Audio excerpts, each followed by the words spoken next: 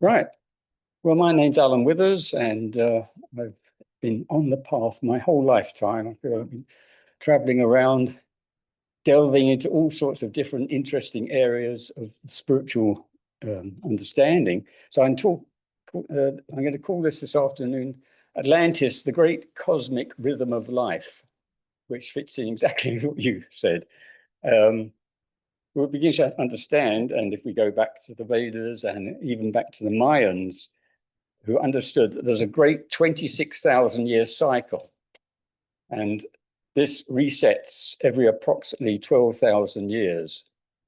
Now, we can split these up into 2,000 year cycles within that time. So the great civilizations that I'm talking about you have to go back 12,000 years. And we go back to the time of Lemuria, or Mu, and that is a civilization that could go back 50,000 years. It's a very ancient civilization, and it's was located approximately in the, as far as I understand, the West Pacific into the Indian Ocean. And the other great civilization, of course, was Atlantis. The Lemurians were more, I would say, more into the spiritual nature abilities. They were less technical than the Atlanteans, who were constructors of great machines and had tremendous insights, which even now we're still not quite fully understanding. Josh always calls this the age of Kali, which we think of in the East, which is a time of great change, or we can call it the end of the Piscean age, which is we're just getting the very last negative elements of the Piscean age coming to the surface now, and the beginning of what's going to be called the Great Aquarian Age on planet Earth. And although this age is 2,000 years, it's going to be an absolute tremendous shift of consciousness upon this planet. It will be completely change the way we think, what we understand life should be, not the way we tend to try to live it now. If I go back 12,000 years, of course, I come to the age of Leo, and we look around the planet, and there, sitting right on the plain of Giza, is what was a lion, which was created, I believe, and some other great archaeologists believe that that was created at least over 12,000 years, right towards the in what's known as the Younger Dryas period. So these periods, the Pleistocene, which ended about 13,000 years ago, came into the Younger Dryas, which was a period for about 1,000 years when there was great changes upon the planet, and now into the present era, which is the Holocene era.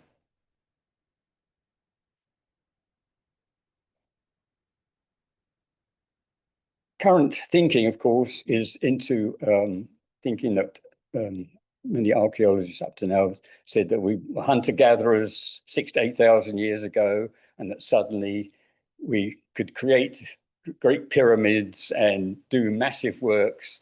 Suddenly all happened, and there was a great shift of consciousness back then, which when we think more deeply, we think was absolutely impossible. But we do understand that back then the Sahara was a beautiful verdant area. The whole planet was totally different 12,000 years ago from what it is now. So that right through that period, right through that area, right into Saudi Arabia, those peninsulas, was very verdant. The weather was totally different, and we had massive layers of ice, of course, at the Arctic, going up thousands and thousands of feet. And the levels of the ocean was approximately 300 to 400 feet lower than what it is now. So the great civilizations that happened back then were pretty much at sea level. They had boats. They didn't create great highways across continents. They had different ways of traveling. So this is why it's been difficult to find so much in the archaeological world to find that about this. we're beginning right now to realize, and I want to talk about some archaeologists that are working, so you can follow where I got my information from. And so the archaeologists I want to talk about is a gentleman called Lacroix, Schock, Randall Carlson, and Graham Hancock. So I've been following quite a few years. So you can get podcasts that they all have on YouTube, and you can listen, put those names in, you can listen to the things that they've been discovering in the last, well, it's really only the last 20 years. It's really beginning of the Aquarian age, you know, we're beginning to really understand as it's coming to the surface of our consciousness. Now, the thing that I noticed I have to talk about is Gobekli Tepe. So I'm going back now 12, 13,000 years, and these archaeologists are beginning to find places around the planet which were the outer areas of Atlantis. These were small towns, they weren't great. Gobekli Tepe isn't a vast area, but they've only dug up about 10% of it. And they're using AI on it, and they're coming up with some incredible understandings of what Gobekli Tepe was about and the consciousness of the people that lived there. The T-shaped pillars they found are pointed towards Sirius, and a lot of in that time, the links were with the stars. We had a much closer understanding now. We're only just beginning to understand in cosmology the links between planet Earth and the stars. But in those days, they had a deeper understanding that there were civilizations around some of these stars. And of course, the other great one is Orion's belt. There are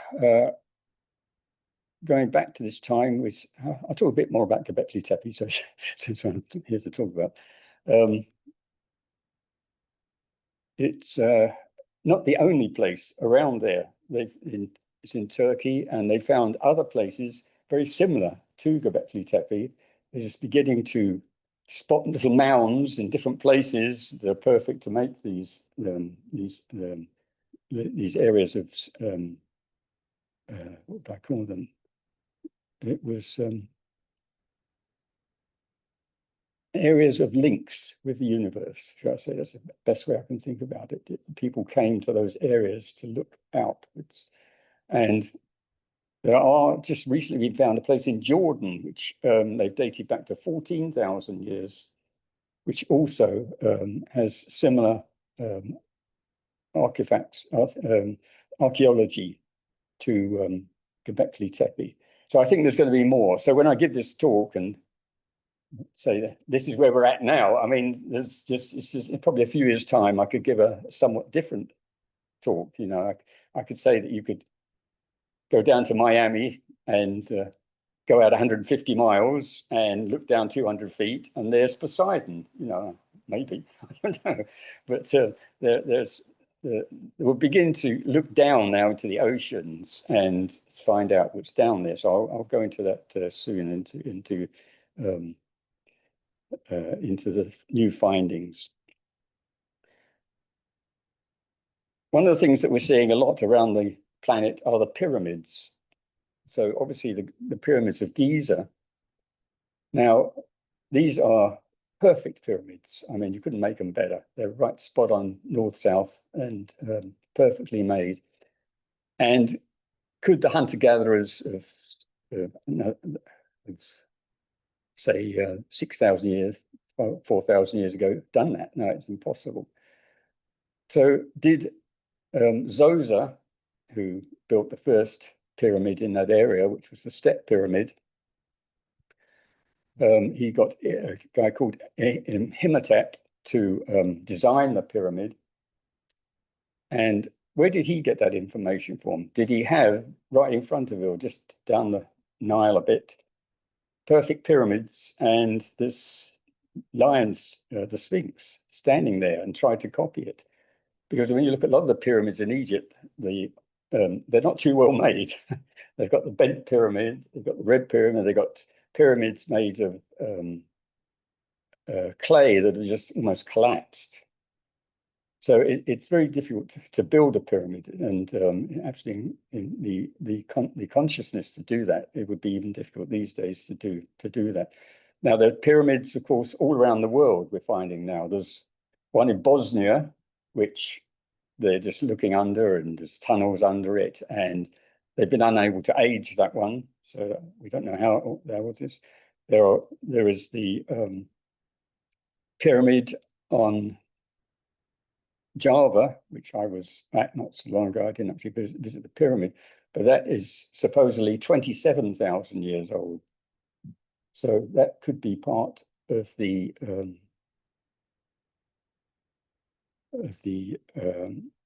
consciousness there, that it's just the beginning of construction of pyramids. There's lots of pyramids in China that haven't been even looked at. There's supposed to be hundreds on, I think it was Xinjiang, I'm saying that right, plain that are there, which are just incredible. Some as big as the pyramids in Egypt. But we've recently found that there are also pyramids on Mars. So this really opens up a total new area, and I can to say that you sound incredible, and you look at NASA and you say, oh well, they haven't found anything much roving around on Mars, but there is well, I don't know what I can say about that, but there's a guy called Joseph Moneagle who's written books, and he was ex-CIA, and he did remote viewing, and he actually spotted one of these in one of his astral projections on Mars, and spotted one of these pyramids. Then in the 70s, I got excited because they started looking down on Mars, and they could see the plane with the face on Mars, and to the side there was pyramids. And I thought, oh, this is fantastic. I read the book by Hoagland, and I thought, oh, you know, they're going to find some interesting stuff. And then they sent another look at it, and suddenly it all sort of changed and didn't quite look right. And of course, a bit later, I heard that it was two dear ladies in NASA that were touching up some of the photos. So I don't know how true that is. There's a lot here that really I can only say, well, I can't say whether it's true or not, but it seems that Joseph Moneagle, if you can get his books, JPL, the Jet Propulsion Laboratory, has done pictures the whole of Mars, but you have to know the coordinates of what you want to look at on Mars to get the pictures. So if you get one of his books, and I've looked at them, you can look down and there's a ruined building sitting there on Mars. There are at least several pyramids. There are several faces on Mars. There are great towers that are the remains of some massive thing that happened on Mars that completely destroyed the planet. Now, in my meditations, I've been thinking, well, maybe what the Martians did was they destroyed their own planet. This happened on Maldek, next one out from Mars, between Mars and Jupiter, and that's now just the asteroids. And I think there are at least one or two books that talk about Maldek and the civilization on that. It was very warlike, and they never could get it under control. And similar things started happening on Mars, from my knowledge about that planet, and that they may have blown their core, brought up the heat from the core. It completely wiped out the atmosphere, heated the whole planet up, destroyed the oceans, and created a massive volcano. Now that may change with new information. I'm just putting that one out there as a thought of how things changed on Mars to what it is now.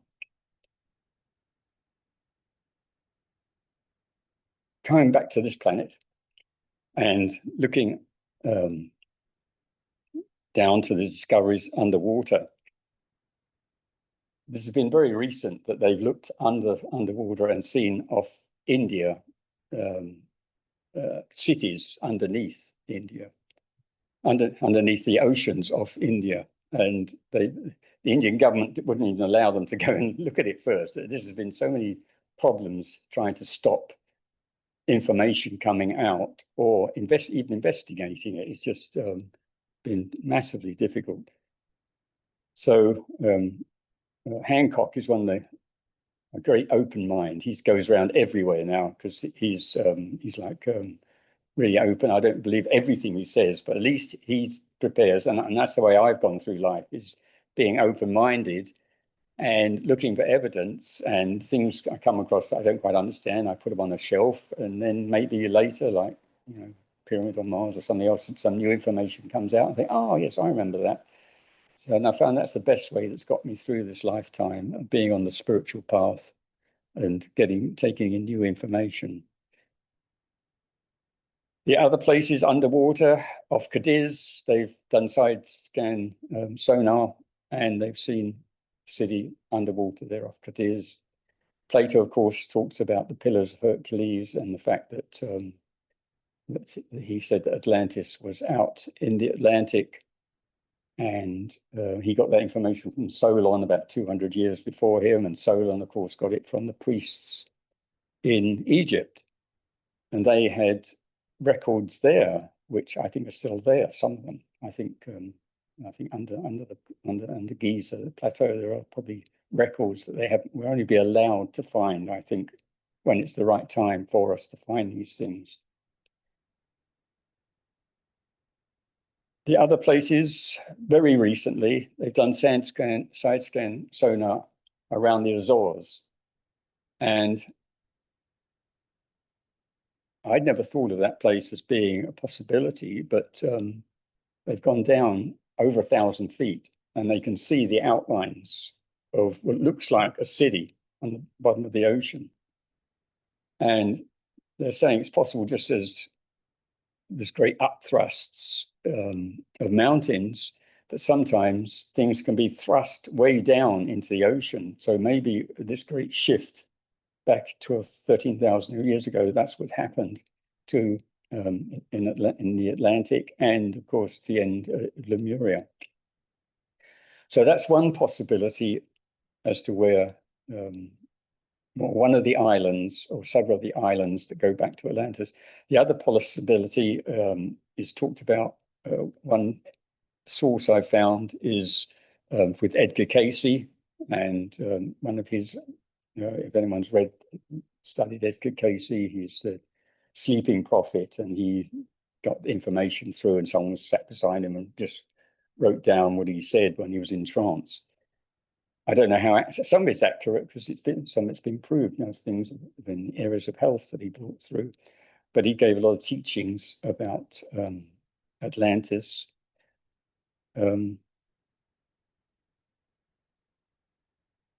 He said that off Bimini was where you would find Poseidon.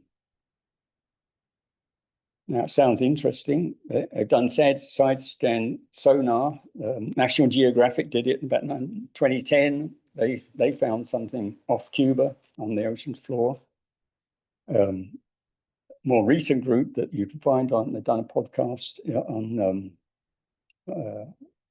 YouTube, which talks about their findings. Some of their findings they're not being allowed to reveal, which I think, oh God, they probably found something fantastic, a great pyramid just sitting down there, seeing down 1,000 feet down, won't let us find it. They also, off Bimini, they found the remains of buildings, and so that's another possibility. This is ongoing. I can say that it's like the great ascended lights like Khatumi and Master Moria that we know of here.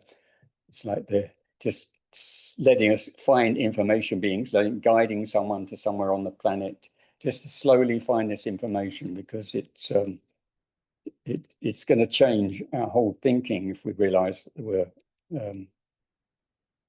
we're civilizations that were at least as advanced as we are, and maybe even more advanced. And there's some of the old information that the Atlanteans, stuff they made, you think, well, why is it not still lying around? You know, a lot of it is right.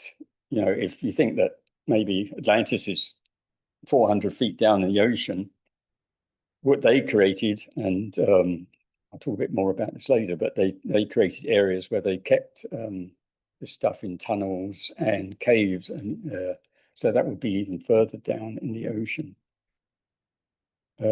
Madame Blavatsky I've read her books with great interest, and there's just one line for some reason I can always remember, where she said that she went down to South America and she came across the entrance to a cave, and that's one of the tunnels that leads from Atlantis. Now, I thought, well, maybe Atlantis was actually this side of the Atlantic rather than the other side. Yes, yes. Okay, they're listening. Go flash of lightning suddenly comes through. Okay. So I want to go more now into information. I don't know how long I've got to talk today, so okay, well, if you all start nodding off, then I'll know that. Okay, yeah, well, I'll go into Atlantis, and then we can have a question time, because, you know, I'm sure everyone has information, you know, that they'd like to bring into this talk. Finding information about Atlantis, there's books here. I've read all the old books back in the 19th century. There were some great writers that Donnelly, others that talked about Atlantis. There's a book called The Coming Race by Bulwer Lytton that I searched here and there, and eventually found a copy in the British Library in London.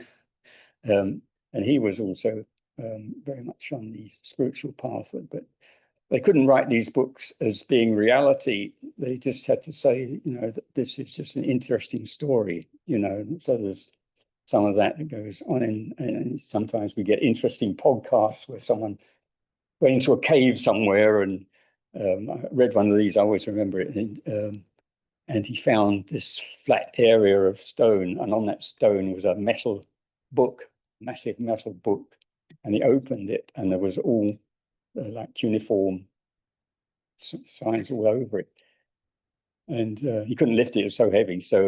But it survived. Well, maybe, you know, who knows how old that one is. Is that a good story? I don't know. I've heard stories about that in other places. Of course, he went out of the cave, and then he told someone else about it, and he couldn't find the cave again. So it's been a bit frustrating getting real information about some of this more ancient civilization. I was listening to a podcast about a professor that was studying the cuneiform tablets of Sumeria, and that's one of the first great civilizations after the collapse of Atlantis. And he began to realize that the Sumerians talked from soul level. Their language came through from the highest level, and they interspersed certain words into every conversation to know that they were in tune, and the information they were bringing through was of the highest nature. This is something perhaps we should think more about as we evolve in the Aquarian age, is to bring the highest level we can think of information through, and begin to get away from the lowest thoughts which have held us back in massive wars. You know, this last 2,000 years has been misery of wars between religions and between groups, and we've all had very short lifetimes. This was a time of faith, and I'm glad that we've sort of escaped or escaping the last remnants of the Piscean age. But Atlantis, they had it, it was a dramatic time.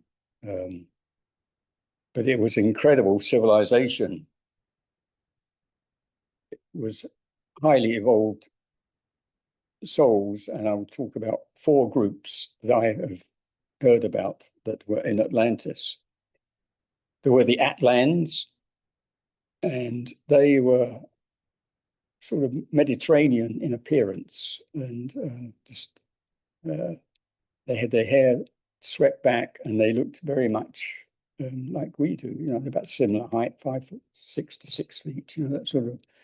And they were the most of the people of Atlantis were those that lived in those islands, and they were the ones that were working with the technology and the genetics that they were known for in Atlantis. Another group were the Titans. These were a group that were maybe 20 foot. They were known as the giants. They were up to 20 foot tall. There weren't so many of them, but they were the leaders in Atlantis. There was the council of these great titans, the leaders of Atlantis, and they had their own one leader. I don't think they called him a king, but he was sort of the overseer of the whole thing. The next group were these were lesser souls that were brought in from the other areas of the planet who wanted to help be with the Atlans to do the more menial tasks. So they were doing the cleaning, keeping up things while the Atlans were working in there with their different sciences that they were studying. I talked briefly about genetics, and they advanced genetics, and they brought through the first, what we call variforms.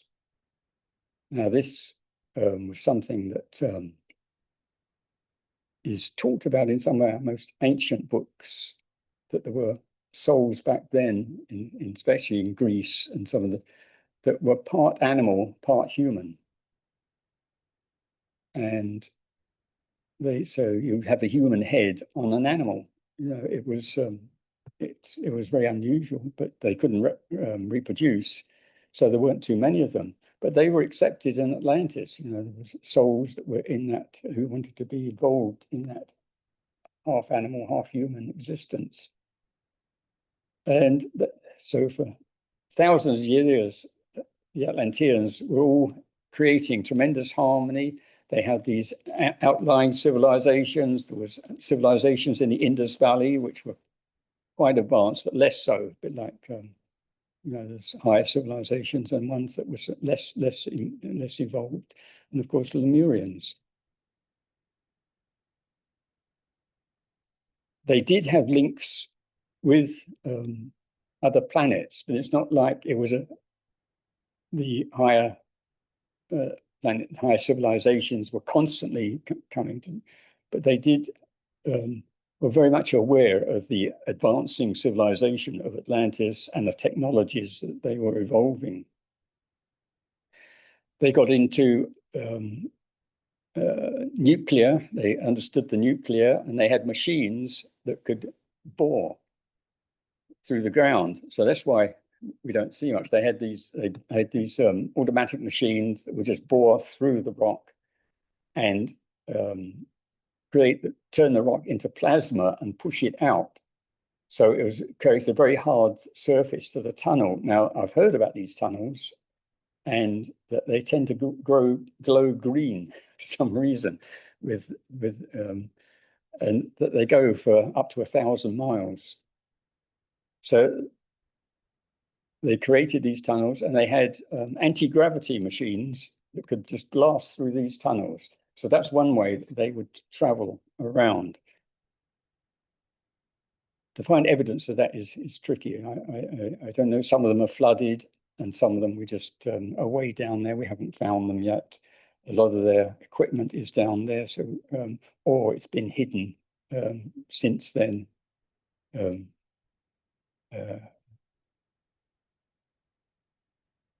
So we had the genetics, we had the anti-gravity, but the great breakthrough for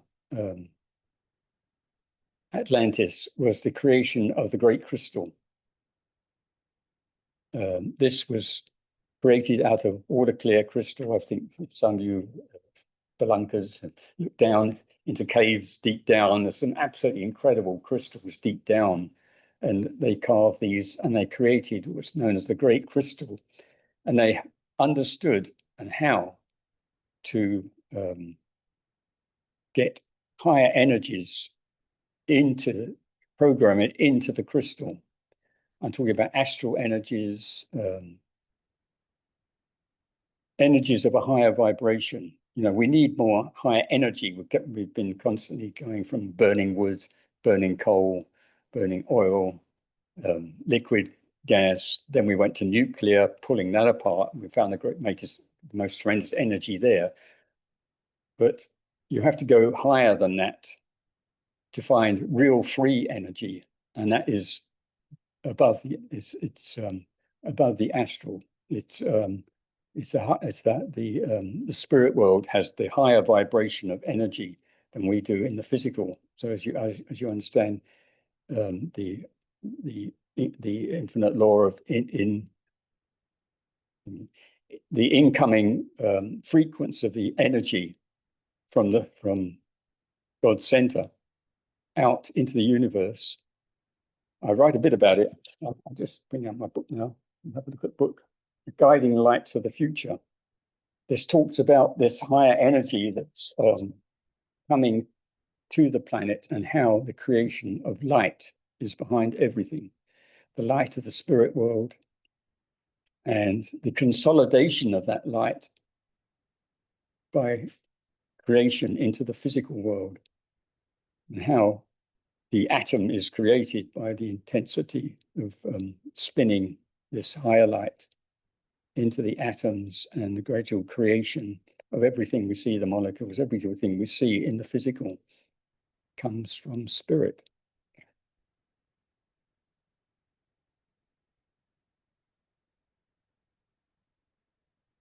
There were great healers in Atlantis. They also learnt to work with crystal.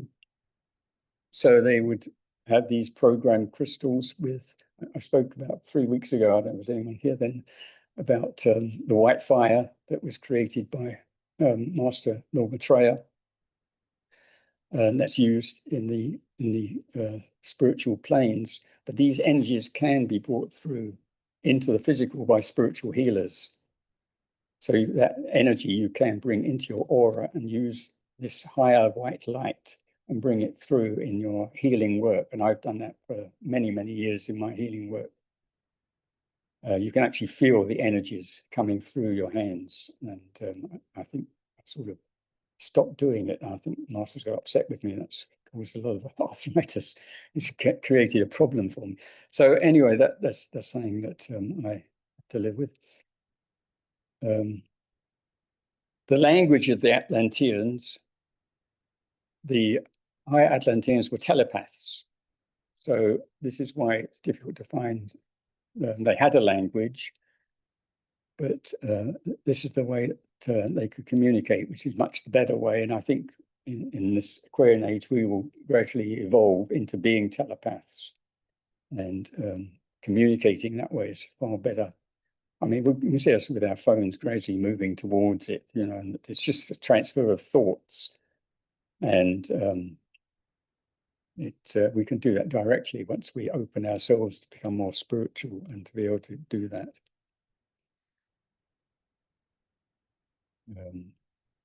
They had actually, their third eye was very prominent. I've heard about that in that age, that they actually developed in that way. But they had a language. One of the Atlantean words was Atl. That was the name. That was the word for water. And so that's why we became the Atlantic. It's amazing these things have come right through our thinking to the present day. Towards the end of the time of Atlantis, they started developing, as it got rather negative. Duh was something that they started their words with. Destroy. Harsh words. It was something unknown in Atlantis until somehow the new negative vibration came in derogatory. Dero is a word that has haunted people since then. And I won't go too far into that, but it created distance between the whole Atlantean race. I've talked a bit about the Great Crystal.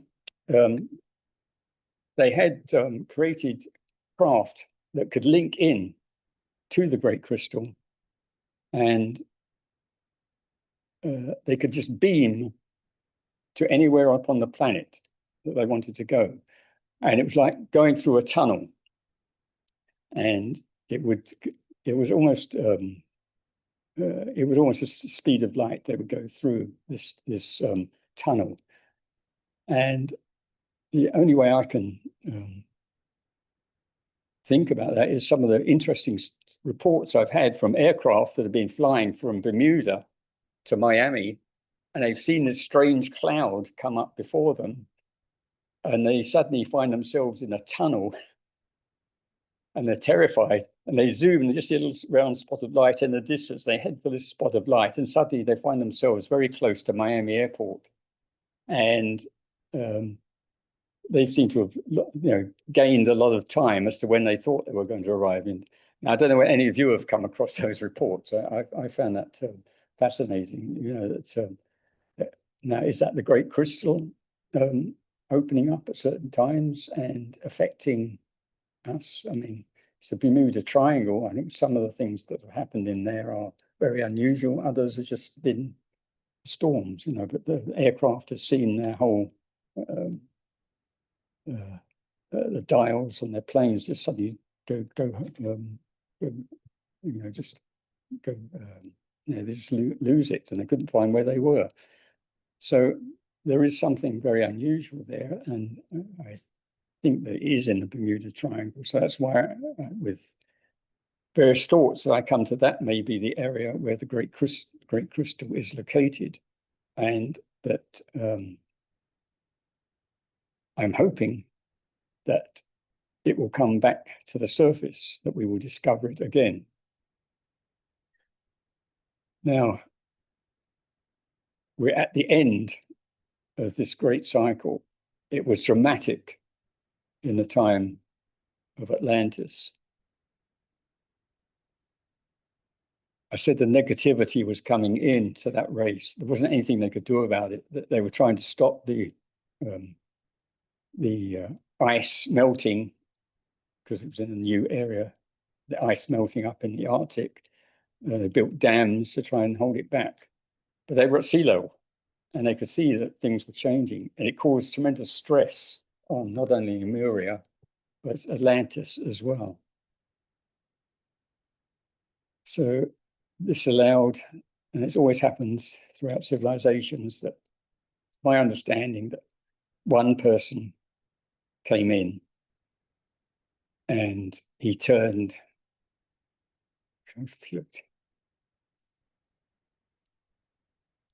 the Atlantean technology against the Atlanteans.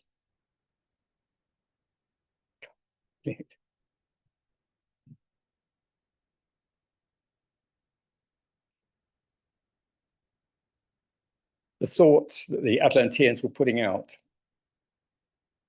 was being picked up by their machines, but it was picked up in a negative way. So anyone who wanted to rebel against this sudden being a takeover of Atlantis was instantly destroyed by vril energy.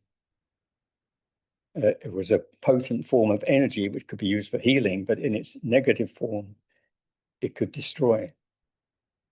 So it's a frightful time for the Atlanteans.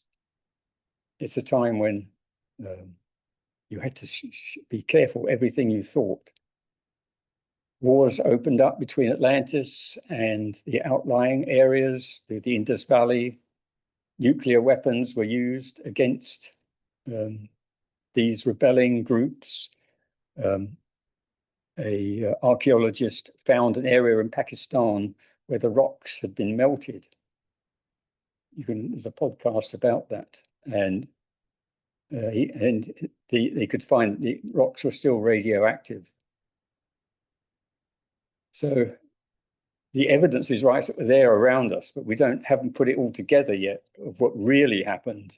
And it was frightful what happened to Atlantis. It was something that's, for those of us who were there, it's seared into our souls. Certain souls reached out to the higher civilization and said, we're in trouble, we need to get off this planet quick.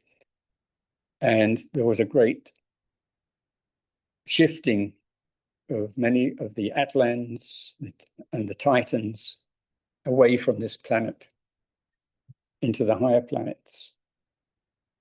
And many of us, like me, were left here, and we were left with a dreadful situation. It's like there was a parallel. The whole ice was melting, Atlantis was failing, and it all happened at once. And this is when the great deluge happened. Suddenly, whether it was man-made destroying the dams holding back the waters, or it was great earthquakes, massive amounts of water, the great flood happened. And this is in all our ancient texts of this flood. So this was the period of the Younger Dryas, coming the end of the Younger Dryas, and it's right there in Eastern Washington is part of it. Seen anyone who's been over there into those areas. There are other places around that are totally devastated. Whether, as some archaeologists think, that there was the torrid meteor shower that came and hit the planet at that time, and that I know Graham Cochrane thinks that they found a great under Greenland. There's looks like something hit right there. That maybe that also helped with the heating up of the planet and the ice melting. I don't know what to say about that. You know, it's just there's a lot of interesting conversations going on, but they're finding it in the ice cores that these periods when meteor showers do hit the Earth and cause great destruction. And apparently at that time, the end of the Younger Dryas, that was one of the times when there was a meteor shower. So I can think there's just a lot of things happening, the whole breakdown of the civilization. And in Gobekli Tepe, they tried to keep it going, and some of these other places keep the information going, hoping that the Atlans and Titans would come back to start Atlantis again, but they never did. And so eventually they just covered it all over and waited for us to get back to the level of understanding of what they were doing in Atlantis and in Gobekli Tepe. So that's, I'm feeling that I think I've given out an awful lot of information. I've tried to bring it all together. So I'm going to open up if you want a break, or if anyone wants to ask questions or bring in their own information. Up to you. Okay, yeah, this is it. You know, I'm open to, this is part of my studies. So with anyone still zooming into us. Yeah, we got any questions online, folks? No pressure. Give us a thumbs up if you're acknowledging, but no question. React button. We are still here and listening attentively, and I'm formulating a question, but come back to me, please. Thank you. Okay, very good. That's fine. We're open to that. I'm interested in any other information about or thoughts about Atlantis. I was going to bring up, I don't know if I'm saying it right, but Gobekli Tepe in Turkey, when was that discovered? Is that like a recent? Yeah, that's right. Within the last, the name goes out of my head of the guy that discovered it, but he only died recently. So he found it, I think, about 1995. He started digging there, and I mean, he didn't know what he was going down into. And then, of course, it created a lot of interest in archaeological circles. And then Graham Hancock got into it and a few others, and they started talking about it. And then suddenly that's the place to go, you know. And now but then, of course, the Turkish government has tried to make money out of it, shall I say. So they're trying to stop people going in some areas and trying to get everyone to go into that area. We've had some fascinating thoughts about artificial intelligence, what they trying to get back to the thinking of the people that built Gobekli Tepe. There's so much more that's going, I think, is going to come out from that area and of understanding, and that some of it's buried, and we're just gonna, the right person will find it. So but I think they've dated it back to, and I think I've got that date down somewhere here. Okay, 10,850 BC. So that's 12,850 years ago. It's almost exactly. Exactly on into that cycle that that was coming to being, and that's how they linked it in. When it goes back to then it links perfectly with Sirius, and that's what they've done with the, of course, on Giza. They've gone back with that. It looks perfectly at Orion's belt, Osiris, the whole information. So we're waiting for our civilization to come more fully into the Aquarian age, and once again, the Atlans, those who once lived on this planet, would like to come back more openly to this planet.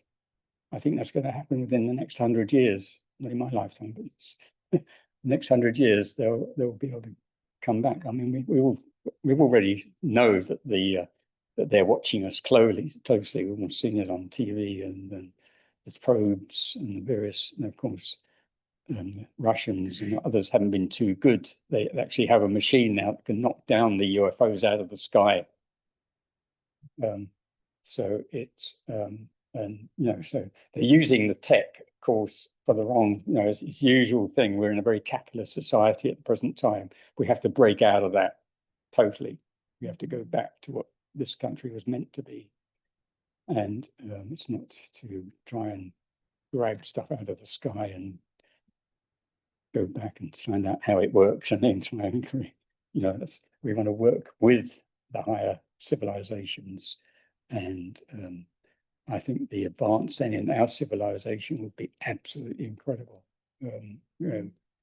Medved would come to be. Yeah. If anyone's heard that nonsense. Yeah, but they had machines in Atlantis, and they could bring through energies that could help. If you had a big gash on your arm, could help heal.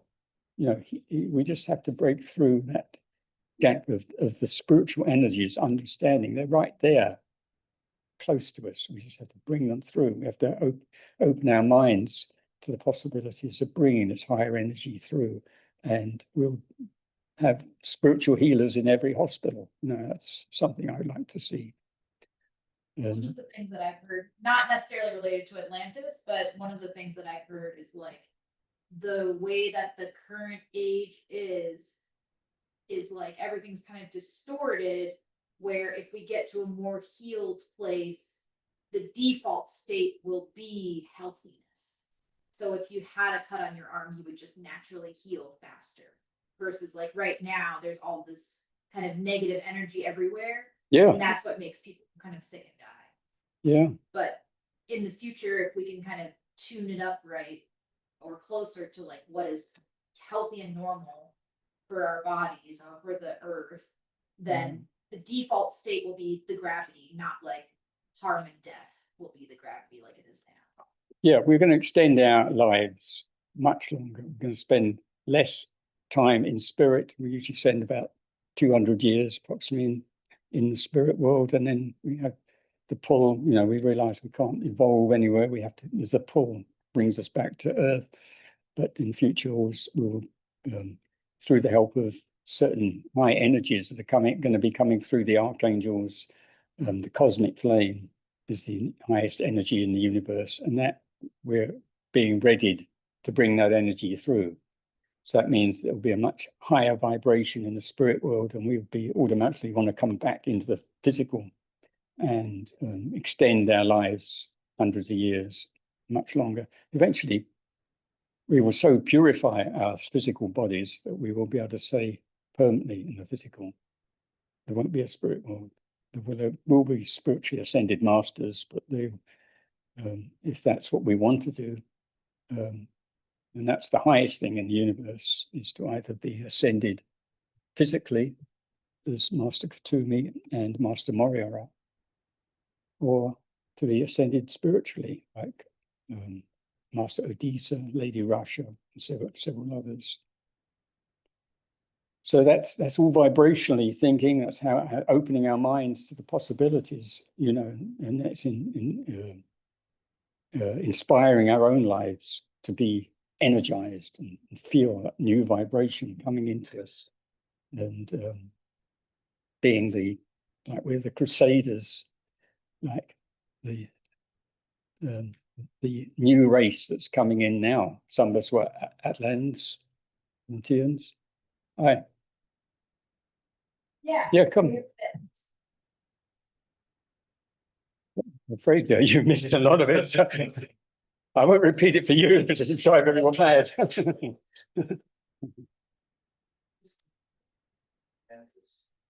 Is it the case that Lemuria existed first, and then they had this migration of people going to Atlantis, or did they coexist, or was one the byproduct of the other one? Because the only thing I know of is like, okay, the geographical locations in different parts of Yeah. within line.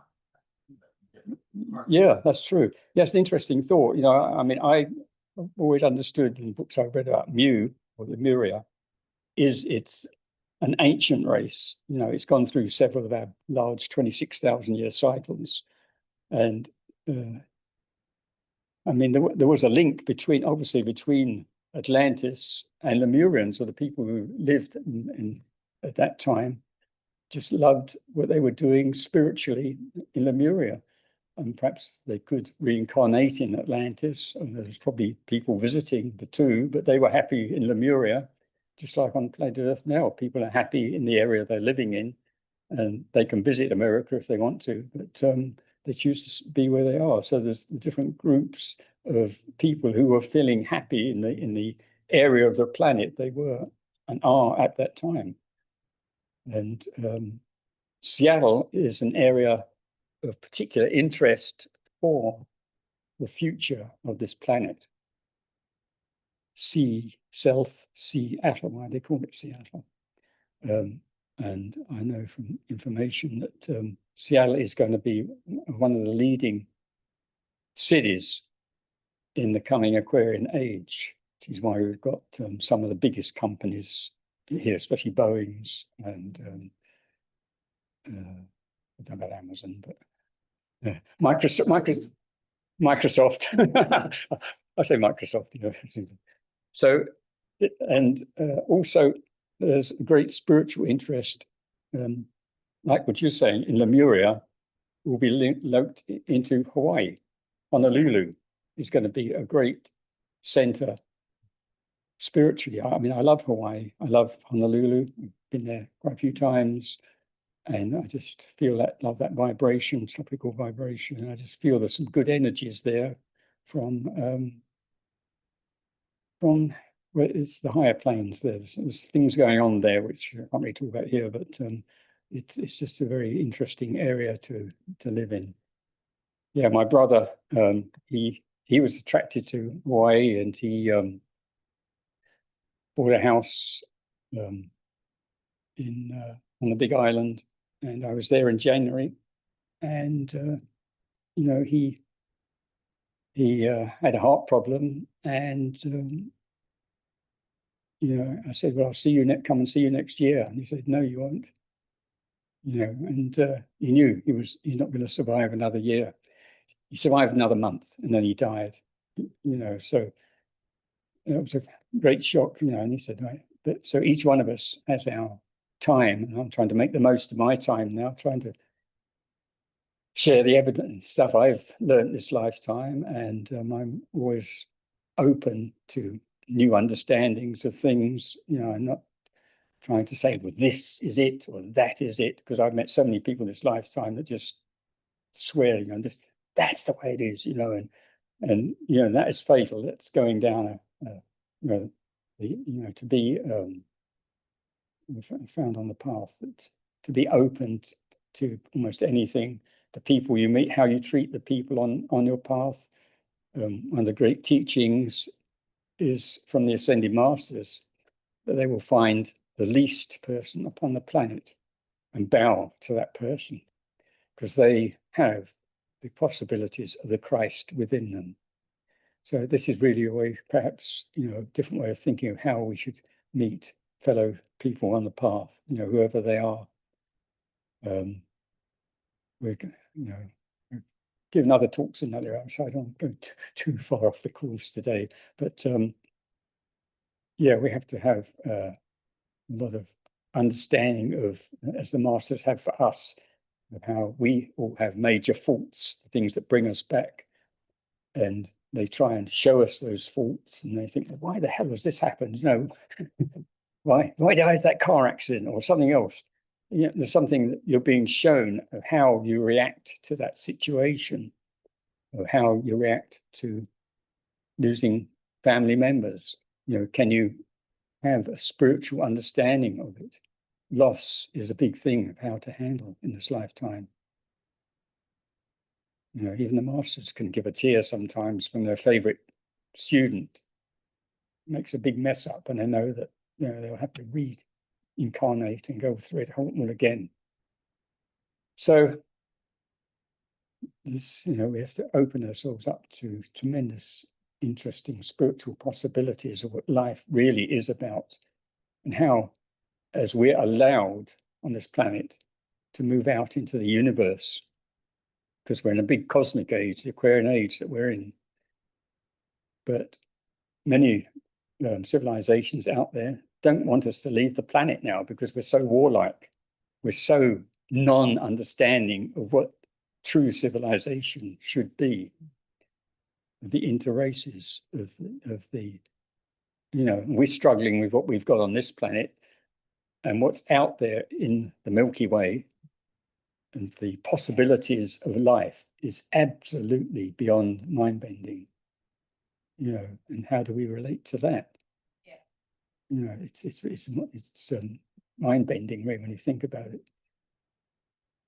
So I think there's some incredible things ahead of us, and I would like all the future astronauts to come to a place like this and get ready for ways to meet what's out there as they come to meet us, knowing what they are and knowing that we've actually killed some of them, and they're just trying to open up to us and trying to help us.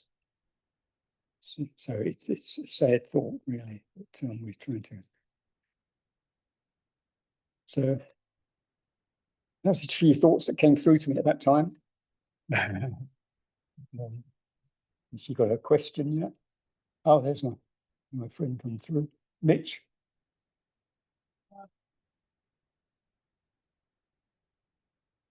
I don't know if you can communicate with us. Sorry about that. Quick question. How about more about healing techniques, the light and the sound qualities that they developed way back when? Yeah, there's a whole array of techniques in healing. Color is an important area of healing. You know, our auras are just flashing different lights and colors, and you know, often we need some types. You know, we might need more blue if our heart is, you know, if we have problems with our heart, we might need the color blue to calm us down. So color understanding is very important. The colors that you surround yourself with is important in the healing process. Each one of us is very different. We all have different backgrounds. We all have things that we need to address in our lives. And I understand that if we need to learn something, that Master Katumi is open to those who come to the Theosophical Society with the color yellow, which is the color of learning. So you want to surround yourself with yellow when you're studying. Blue is a wonderful color of healing. Green is also a great healing color. But of course, using the white fire, which is all the colors in balance, is the best way to work with healing. So visualizing, if you're learning spiritual healing, to open it, to open the chakras of the hands and to begin to feel. You can begin to feel the energies. White fire is coming through my hand. I can feel a build up of white fire between my hands. And as you work at this, keep working at that, you can begin to feel that energy, because it's spiritual energy, and it's coming into your aura, and you can feel spiritually. And then you can reach out with that energy. So, okay, Mitch? Very interesting. Okay.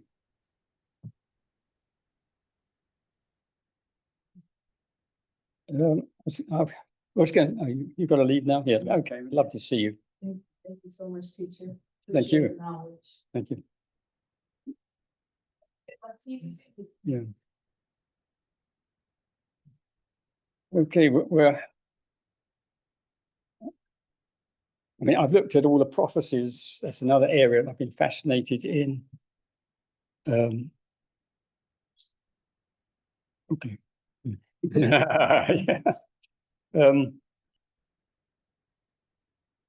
It's difficult to see how the society is going to shift. We're in a period now when truth is lies and lies is truth. This is the perfect example of why we're at the end of the Piscean age. How this is going to shift, I'm hoping that sufficient light can be brought to the planet that we don't have to go through too dramatic a time. It's going to happen in the next few years. It has to, for the Aquarian age to fully manifest. I listened to someone called the Earth Master. If you listen on podcasts, there's some very interesting areas you can listen to. He goes through the day, morning and night. He talks about the earthquakes that have happened on this particular day. He goes through all the pressure points around the planet and says, oh, well, this area is getting there's more pressure here, and it's building up there, and it's, and you sort of get a bit nervous when he gets to Western America. He starts talking about the Cascadia fault line, because there has been a lot of pressure slippage in the Cascadia fault line. And it's one of the most dangerous places for possibilities of earthquakes on the planet. Of course, down to California is also one of the most dangerous areas. I was here in 2001 when we had the 6.9 earthquake, and building I was in lost its chimneys. But no, should I have done some more pointing on those chimneys to get them better off, as they crashed down the ground. But all the chimneys all down that area of Madrona all came down at that time. And of course, lost it. But that was 6.9. If we had a 9, which they're saying, I even worry about this building. It's just I'm hoping that we don't have to go through that. But there is a possibility of build-ups. There's a link now. If you listen to Stephen Burns, he's another one who talks about earthquakes, and he goes into the activities of the sun and the solar, and the links between the solar and the planets. Now, this is a higher level of study. I've only read one series of books that even talks about the solar, taking solar initiations. Her name's gone out of my mind now. I knew it would. I'll think of it. But I'm not sure how accurate she was anyway. But there are solar entities, I call them solar entities, that work with the energies of the sun. So just as we have in the Deva kingdom of the archangels, the angels, the whole structure that brings energy through to our planet for the life force, to help with the life force. And we've been busy trying to destroy that life force unknowingly. We need to find ways to re-energize the life force of the planet, and that is working with the angels, with the entities that bring that life force into the planet. And there's ways of doing it, and it's been shown different societies have done that in Brazil. And Graham, when the archaeologist was talking about Black Earth and how they created Black Earth to make the civilization in Brazil, in the rainforest there. They found it, and that was quite a civilization in that area. Maybe 8,000 years ago. It was, and we desperately need to do that with the way we farm, you know, because we're actually creating stuff that can be poisonous to us, you know, if we use too much of certain chemicals. But there is ways of doing this. So we just need to, I know there's people who are interested in that area that are trying to get governments to work in that direction of understanding how soil works and to improve the soil. And there was an area in Scotland that I used to read about in the 70s where they, a friend actually went there, and they grew massive cauliflowers and vegetables and things. And that's another area I was fascinated with in the 70s. And I don't know whatever happened to that, but we should be able to do that, you know, all around and create really nutritious energy in vegetables. And perhaps the masters see us put down our throats sometimes, especially me, which probably terrifies them, you know, because well, I don't say too much about it, but they're more interested that we eat nutritious foods. And I try to do that, and each one of us should think that way, but probably too late for me sometimes. But anyway, there's so much areas of thought, you know, we're beginning to do this naturally. The new race coming in now is looking for this stuff. So it's gradually changing our whole civilization, you know, the way we think. I grew up with coal fires, you know, and I used to sit there. I thought, well, it's nice and warm, not realizing all the fumes and stuff that you're bringing into your lungs, you know. So, you know, the way we've lived hasn't been too good. So we're gradually now beginning to realize that even in Shambhala, they cleanse the air. They have a great barrier around Shambhala. You heard of this place, the retreat of the masters in the Himalayas, because there's such an intensity of vibration upon this planet. They can't really, difficult for them to even go outside Shambhala because so I see this new higher cosmic energy that's going to come in, which needs to cleanse the whole planet. And how this happens, whether it happens slowly, it will start with our own consciousness, bringing in this new energy, working with this new energy. What changes it will do, I don't know yet. So there's some other thoughts to think about. It's been a wonderful journey, I find, to follow this. I think